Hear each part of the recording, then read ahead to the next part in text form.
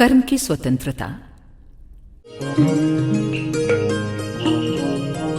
हमारे YouTube channel को subscribe करें और बेल आइकन को दबाएं ताकि आपको नोटिफिकेशंस मिलते रहें।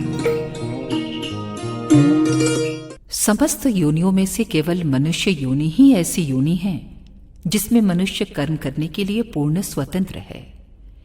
ईश्वर की ओर से मन, बुद्धि, चित्त, अहंकार आदि इसलिए प्रदान किए गए हैं कि वो प्रत्येक काम को मानवता की कसौटी पर कसे और बुद्धि से तोलकर मन से मनन करके इंद्रियों द्वारा पूरा करे।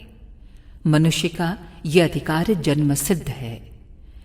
यदि वो अपने इस अधिकार का सदुपयोग नहीं करता तो वो केवल अपना कुछ खोता ही नहीं है, बल्कि ईश्वरीय आज्ञा की अवहेलना करने के कारण पाप का भागी भी बनता है। कर्म करना मनुष्य का अधिकार है, परंतु इसके विपरीत कर्म को छोड़ देने में वो स्वतंत्र नहीं है। किसी प्रकार भी कोई प्राणी कर्म किए बिना नहीं रह सकता। ये हो सकता है कि जो कर्म उसे नहीं करना चाहिए उसका वो आचरण करने लगे। ऐसी अवस्था में स्वभाव उसे जबरदस्ती अपनी ओर खींचेगा और उसे लाचार होकर यंत्र की भांति कर्म करना पड़ेगा।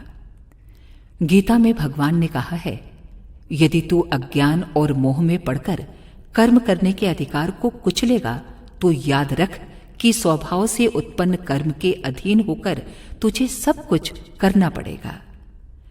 ईश्वर सब प्राणियों के हृदय प्रदेश में बसा हुआ है और जो मनुष्य अपने स्वभाव तथा अधिकार के विपरीत कर्म करते हैं उनको ये माया का डंडा लगाकर इस प्रकार घुमा देता है जैसे कुम्हार चाक पर चढ़ाकर एक मिट्टी के बर्तन को घुमाता है। अखंड ज्योति, अक्टूबर 1946, पृष्ठ 17।